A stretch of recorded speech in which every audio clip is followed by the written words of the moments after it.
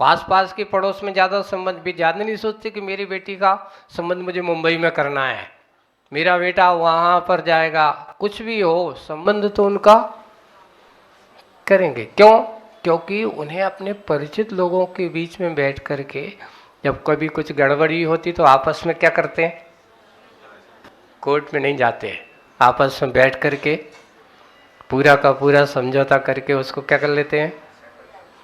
आप सोचो कि बागड़ में अभी हम पिछली बार 2024 का चतुर्मास करके आया, वहाँ पूरे के पूरे 72 गांव का एक अध्यक्ष हो सकता है। अपन मुंबई महानगर का एक अध्यक्ष बनाने में बहुत सोच लेते हैं, है ना। तो क्या होता है, ये समाज व्यवस्था बनाने, एक संगठन शक्ति हमारी अभी अच्छी हो तो आपकी कुल परंपरा अच्छी रहेगी। अगर संगठन शक्ति हमारी नहीं है, हम संगठित नहीं है, तो हमें बिखराव होता है, आपस में एक दूसरे के प्रति क्या नहीं होती, मर्यादा नहीं बनती। कल के दिन अगर कुछ होता है तो फट से उसके पास समाज के लोगों की खबर पहुंचे, क्यों, क्या हो रहा है। लेकिन आज हमारे पास ये सबसे बड़ी कमी क्या हो रही है ना। इसलिए समाज की जो अपनी एक समितियां जहाँ जहाँ रहते थे, बुंदेलखंड साइड है, उस साइड आप चले जाओ तो ये सब बड़ी बड़ी समाजों में इस प्रकार के संगठन, धर्म की रक्षा इस समूह में रह कर के ही हो सकती है। अकेले रहने में आदमी स्वतंत्र हो जाता है, धर्म से भ्रष्ट हो जाता है। इसलिए सुकुल तने, अच्छे से श्रावक तने। कौन सा श्रावक बनिए? श्रावक किसे कहते हैं? जो श्रद्धावान हो, विवेकवान हो और क्रियावान हो। आप मनुष्य तो हो पर श्रावक हो कि नहीं हो? अरे सच्चे देव सास गुरु के ऊपर हमारी श्रद्धा है, श्रद्धावान बनना है। विवेक ज्ञान वाले बनो। विवेक का अर्थ अच्छा क्या बुरा क्या, मुझे क्या ग्रहण करना चाहिए, क्या ग्रहण नहीं करना चाहिए। अगर हमारे अंदर विवेक के बिना हमारा कोई कार्य हो रहा हो तो समझ लेना आप अभी श्रावक की भूमिका में। हमें सोचना चाहिए, विचार करना चाहिए। ठीक है, धन पैसा मुझे बहुत जरूरी है, जीवन के लिए बहुत जरूरी है, धंधा पानी करो, सर्विस करो, जो भी करना है करो अपनी आजीविका को, लेकिन उसमें एक बुद्धि बना करके रखो कि मुझे क्या अच्छा है और क्या बुरा है। ये विवेक ज्ञान जरूर बना करके रखिए। क्रिया जो अपन ने सोचा है, हमारे यहाँ क्रिया किसको कहा? पहले कहा श्रावक के लिए प्रतिदिन मंदिर जाना, ये श्रावक की प्रथम क्रिया है। भगवान का अभिषेक पूजन आदि करना, ये श्रावक की प्रथम क्रिया है। ये क्रिया का अर्थ क्या लेना? क्रियावान का अर्थ क्या होता है? यानी संसार के काम करने का नाम यहाँ क्रिया श्रावक की भूमिका नहीं है। अपने आत्महित के कारण जो क्रियाएं हैं उनको करना। सुबह से उठ करके दुकानदारी, धंधे पैसे में आदि लग जाना, ये क्रिया नहीं है। वो काम हो सकता है पर क्रिया नहीं हो सकती। क्रिया तो वही है जो आपके अपने आत्महित के कार्यों में लगाने का काम कराए, सो उसका नाम क्रिया है। आत्मा के हित का प्रवृत्ति करने वाला, आत्महित के कार्यों में लगने वाला ही सच्चा क्रियावान माना जाता है। तो हम उस क्रिया को करें। और दान की क्रिया है ना, अच्छे पुण्यादि के कार्य की क्रिया है, परोपकार के कार्य करने की क्रिया है। अब अपन ने जैसे कि कहा जा रहा है कि अपन सब कुछ करते हैं, धन पैसा कमाते हैं, पहले हमारे श्रावकों का एक विभाग होना चाहिए।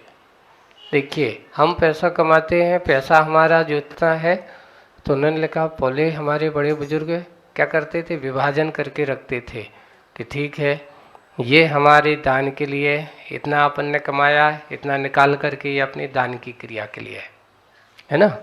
ये हमारे बच्चों के भरण पोषण के लिए एक सेफ्टी अपने वो बना करके रखता है। एक हमारे परिवार का, हमारे बड़े बुजुर्गों की सेवा परिचर्या के लिए एक अलग से पूरी फंडिंग होना चाहिए ऐसा। और एक दया धर्म आदि के कार्यों के लिए भी, धर्म रक्षा के लिए, देश रक्षा के लिए भी ऐसा भी आवश्यक पड़ जाए तो उसमें भी हमारा कार्य क्या होना चाहिए, करना चाहिए। धर्म रक्षा, दया धर्म आदि के कार्य हम दया करुणा का कार्य करने। इस प्रकार श्रावक अपनी धन संपत्ति के आय के अभिभाग को हम अगर साल भर में एक अपने आप को बैलेंस शीट बनाते हैं कि इस बार हमने कितना धंधा किया, है ना।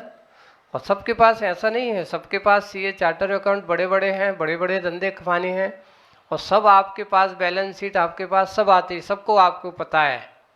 और आपने निश्चित कर लिया कि मैंने जो तो इस बार का टर्नओवर उसमें से जो कमाया है, अगर मैं नियम लेता हूँ मात्र 1% ही दे दिया जाए। 1% तो बहुत कम होता है, 99% तो तुम्हारे पास है। अगर तुमने 10 करोड़ का अगर बिजनेस किया, उसमें से 1% निकालो तो 1 लाख रुपये ही होगा, है ना। 10-12 करोड़ में इसमें कितना परसेंट होगा। और थोड़े से अगर हमारे थोड़ा सा त्याग भाव, नहीं मैं तो 5% सोचूंगा, 10% निकालूंगा, है ना। अगर आपने ऐसा कर लिया तो आप कहाँ करोगे, इंतजार करो कि कहाँ कोई अच्छा कार्य होना है। यहाँ जैसे कि अपन ने सोच रहे कि मंदिर का काम बहुत अच्छा हो गया, अकेले मंदिर बना लेने से मात्र अकेले का काम होने वाला नहीं है, लेकिन अपनी दान की परंपरा है। अब कोई काम नहीं, अब काय को दान दो। देखिए हम लोगों से आचार्य श्री एक बहुत अच्छा उदाहरण देते हैं, हम लोगों को बहुत अच्छा, आप लोगों को ही लिए है, सबके लिए दिया कि नदी का पानी बांध में आता ही रहता है, और आपके पास ही आप अपने धंधे पानी के पैसे कभी रोकते हो नहीं, आना दो आना दो, वेलकम। लेकिन देखो बांध बांधा जाता है तो बांध बांधने के साथ साथ एक थोड़ा सा एक गेट खोलकर भी रखा जाता है। रखा जाता कि नहीं रखा जाता है।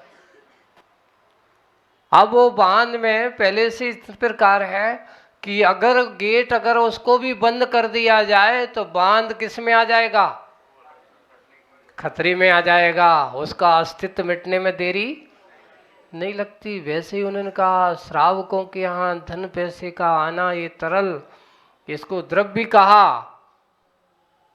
है ना, वो आता है तो इसको अपना देने का कोई रास्ता खोलना चाहिए। तो दान वो गेट की भांति होता है। किसकी भांति होता है, जो अपने आप की सुरक्षा का कारण है। किसके रूप में करना है, दया दान के रूप में करना है, करुणा दान के रूप में करना है, और अपने ज्ञान दान के रूप में करना है, या हमें कोई भी उपकरण दान के रूप में करना है। कोई भी ज़रूरत कहीं ऐसा होता है अपने आप को बहुत अच्छे से दान देने की, जब भी कहीं मौका मिलता हो, कोई अच्छा कार्य होता हो, बहुत अच्छे से। कभी कोई मान लो मंदिर बनना है, मंदिर वेदी बनाना है, मंदिर का कोई शिखर बनाना है, मंदिर में कोई इस प्रकार का कार्य करना है, बंधुओं ध्यान रखना, पैसे का तो कमाने वाले बहुत मिल जाएंगे, लेकिन पैसे कमाने वाले पाणा सा बनने वाले बहुत कम होंगे। आपको पाणा सा का इतिहास पढ़ा हो, नहीं पढ़ा है, पढ़ना है, आपको पढ़ना चाहिए। एक श्रावक था पाणा सा, जिसने आज बुंदेलखंड साइड जाओ, इधर राजस्थान से रामगंज मंडी से चालू उसका ऐसा चलता है इसका। अब वो उसका जन्म स्थान के बारे में बताया कि शिवपुरी के पास एक पाणागढ़ करके एक गांव था, वहाँ पर उसका जन्म हुआ। सबसे पहले वहीं पास में सिरसई है, सिरसई जी क्षेत्र है, शांतिनाथ भगवान, उसने अपने जीवन काल में बहुत पैसा कमाया, लेकिन उसने कहीं पर भी एक जगह रह करके अपना घर नहीं बनाया। वो क्या करता था, 10-20 साल, जितने साल की उम्र रही उसकी, करीब करीब उसने 8 से 9 क्षेत्रों को बना के गया है वो पाणा सा, वहां रह करके। वो क्या करता था, वहीं आया, धंधा पानी किया, कमाया, अच्छा शांतिनाथ भगवान का अनन्य भक्त, शांतिनाथ भगवान का मंदिर बनाना, वहीं के पत्थर से भगवान बनवाना, पंच कल्याणक कराना, और पंच कल्याणक करा के लोगों से कहा कि भैया पूजन पाठ तुम्हें करना है, सब मिल करके करना है और आगे बढ़ जाना। ऐसे श्रावक, उसने धन पैसा परिवार आदि का कोई वो नहीं किया। ईश्वर बारा है, वहीं पास में एक पजनारी है, वहीं जाकर के पास में और जाते तो आहार जी की भी भगवान के वहाँ के भी वैसा मिलता है। ऐसे करीब करीब उस साइड पूरे 7-8 यहाँ रामगंज मंडी का भी मिलता है। ऐसे पाणा साह के मंदिर, वहाँ पर इतिहास उसने ऐसा बना, उसने अपना जीवन काल पैसा तो कमाया पर परमात्मा की भक्ति में लगा गया है। अब ऐसे व्यक्ति का कभी दुर्गति हो सकती है क्या? नहीं हो सकती है।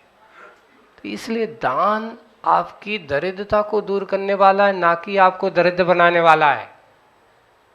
लोगों की सैकड़ों दान देने से हमारा पैसा कम हो जाएगा ना, हाँ, ये गलत धारणा है। दान देने वाला जैसे पानी को जितना तुम छोड़ोगे उतना वहां से आगमन चालू है।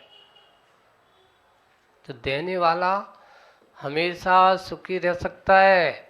जोड़ जोड़ करके किनके रखने वाले के पास तिजोरियों की संख्या तो बढ़ सकती है पर रात की नींद आने वाली नहीं है। इसलिए हमें वही उतना ही आवश्यक है, उतना ही जरूरी है। एक एक व्यक्ति यहाँ चाहे तो बड़े से बड़े काम कर सकते हैं, छोटे मोटे यहाँ तो 10-50 करोड़ का काम, छोटा सा काम करते 10-50 तो ऐसे लगते जैसे 2-5-10 हजार रुपये का काम हो, है ना। अब पहले के लोगों को करोड़ों की कीमत जाती थी। उस समय अगर पाणा साह के समय बात अलग है कि उस समय काल में जो काम 1 रुपया में होता था आज 1 लाख में होता है। पहले 1 रुपये खर्च में बहुत बड़ा काम हो जाता था। एक और इतिहास पढ़ा मैंने एक आलेख कि पहले के लोग क्या होते थे, ऐसे नहीं मजदूरी करते थे। आज तो तुम आधुनिक टेक्नोलॉजी वाले जमाने पर हो। किसी ने पूछा था, महाराज ये बताओ इतना बड़ा मंदिर बनाते तो इतने बड़े बड़े पत्थरों का मंदिर, उन पत्थर को उस समय तो क्रेन होती नहीं थी, उस समय इस मंदिर को कैसे बनाया गया होगा, इन पत्थरों से कैसे ऊपर तक शिखर बनाया होगा, इतने विशाल शिखर। तो उस समय भी टेक्नोलॉजी वाले जो हमारे इंजीनियर डिग्रीधारी नहीं थे पर अनुभवधारी जरूर थे। यहाँ पर ये इतिहास पढ़ा, ये सोमपुरा जाति है, ये राजस्थान में और क्या नाम अपना है गुजरात साइड में मिलेगी तुम्हें। ये पत्थरों को बनाने का इनका शिल्प कला का बड़ा विशेष योगदान रहा है इस पर। उनकी टेक्नोलॉजी बड़े बड़े ऐसे मजदूरों से, अब क्या होते थे पूरे मंदिरों को बनाते जाएंगे, ढकते जाएंगे, मिट्टी से लगाते जाओ, अभी बाद में हटाएंगे, ऊपर ऊपर पत्थर चढ़ाते जाते, जमाते जाएंगे जमाते जाएंगे, जमाते जमाते आज वो क्या होगा, इतने बड़े बड़े मजदूर उतने बड़े बड़े पत्थरों का, बड़े बड़े हाथियों का प्रयोग करते थे, है ना। उस समय की क्रेन थी तो क्या थे, हाथी, है ना। ये उनका ऐसा काम होता था। तो इस प्रकार के कार्यों को, और दिमाग उनके पास ऐसा नहीं कि नहीं था। आज के व्यक्ति वैसे मंदिर अगर हम देखते हैं, बड़े बड़े जो भवन और बड़े बड़े जो मकान जो हैं आज बने हुए हैं धर्मशाला में, आज के व्यक्तियों के पास धैर्य नहीं है जितना धैर्य उनके पास होता था। एक व्यक्ति अपने जीवन काल में पूरा का पूरा कार्य करता था, हो सकता है करते करते 20-25 साल निकल जाते थे पर वो कभी हारता, और हम 2-4 साल में ऐसे हो जाते हैं कि क्या होगा कैसे होगा, बेचैन हो जाते हैं। तो इसलिए दान की परंपराएं हमारे श्रावक के घरों पर चलती रहेगी। तो कैसे हो, सबसे पहले कुल का शुद्धि हमारी होना ही चाहिए। पुराने लोगों के पास ले तप बढ़ावन वे मुनिराज ऐसे श्रावकों के घर जाकर के आहार लेते हैं। कैसे दल लेते हैं, किसके लिए लेते हैं, अपने तप ध्यान रत्नत्रय की वृद्धि करने के लिए, ना कि इसको शरीर को पोषण करने के लिए। 46 दोष, सबसे पहले 46 दोष क्या है, इनकी व्याख्या कर दूं, लेकिन व्याख्या करने के लिए इस पर समय नहीं है इतना। ज़्यादा नहीं करते, 46 दोष सामान्य रूप से बता देता हूँ। 16 उद्गम दोष होते हैं, जो किसके निमित्त होते हैं? ये उद्गम दोष जो होते हैं उद्देशिक, यानी उनको उद्देश्य बना करके किया जाए तो ये आपके द्वारा, किसके द्वारा? श्रावक के द्वारा ये इस प्रकार के दोषों को उत्पन्न किया जा सकता है। जैसे कि इसमें लिखा उद्देशिक दोष है, अधिदोष है, पूति दोष है, मिश्र दोष है, स्थापित दोष है, बलि दोष है, प्रवर्तित दोष है ना, प्रावस्करण है, कीर्ति है, प्रामस है, परिवर्तित है, अभिघट है, उद्भिन्न है, मालारोहण है, अच्छेदक है, अनिशार्थ है। इसमें से हम कुछ बहुत शार्ट में बता देता हूँ। जैसे कि उद्देशिक आपके नहीं दूसरों के लिए बनाए था और महाराज जी आ गए और उन्हें उसमें से ही आपने उनको, ये उद्देशिक किसी दूसरे के लिए था पर तुमने उनको न दे करके महाराज को दे दिया, इसको उद्देश्य है। ऐसा है। अद्धि है, पका हुआ अन्न था, संयत को देखा थोड़ा सा कम है, अब एक काम के आगे एक काम करो, थोड़ा सा पानी और मिला दो, है ना, पानी मिला दो, ऐसा करना। तो इस प्रकार ये ऐसा प्रासुक वस्तु में अप्रासुक वस्तु मिला देना। प्रासुक था और जाकर के उसमें क्या मिला दी? अप्रासुक वस्तु। जैसा नया चूल्हा बना, बर्तन आदि थे, भोजन आदि बना, संकल्प किया पहले साधु को देख करके मैंने प्रयोग कर लूँगा, नहीं महाराज आएंगे तो महाराज का चौका यही नए चूल्हे पे लगाएंगे, तो उससे क्या हो, उसमें दोष लगता है कि महाराज के निमित्त तुमने उसमें बनाया।